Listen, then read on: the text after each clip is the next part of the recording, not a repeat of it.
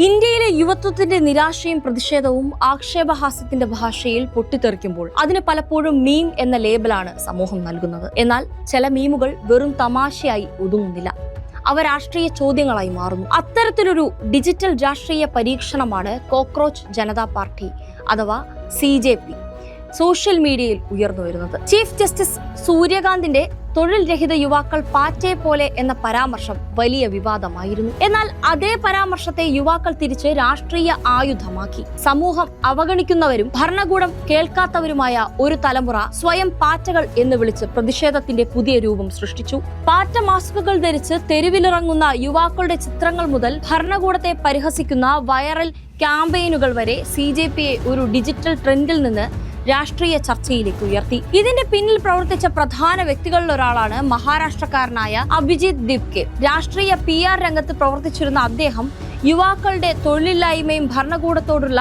അമർഷവും social മീഡിയയിലൂടെ ഒരുമിപ്പിക്കാനാകുമെന്ന് തിരിച്ചറിഞ്ഞു.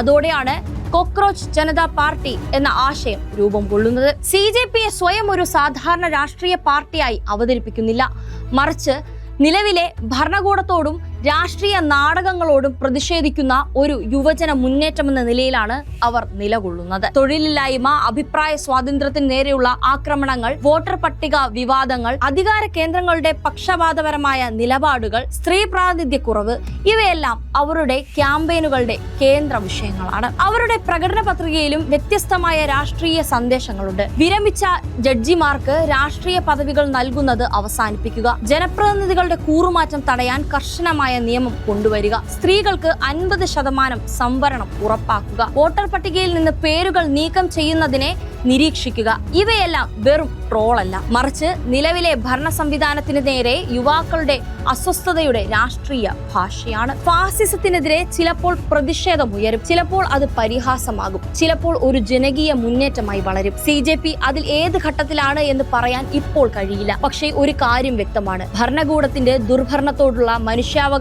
ലംഘനങ്ങളോടും യുവത്വം പുലർത്തുന്ന വെറുപ്പും നിരാശയും ഇനി നിശബ്ദമല്ല. അതിനാണ് പാറ്റകളുടെ പാർട്ടി എന്ന രൂപത്തിൽ പുറത്തു വരുന്നത്. ഭയപ്പെടുന്ന അധികാര കേന്ദ്രങ്ങൾ ഇത്തരം ശബ്ദങ്ങളെ, ട്രോളുകളെയും അനർത്ഥമായും ചിത്രീകരിക്കാൻ ശ്രമിക്കും.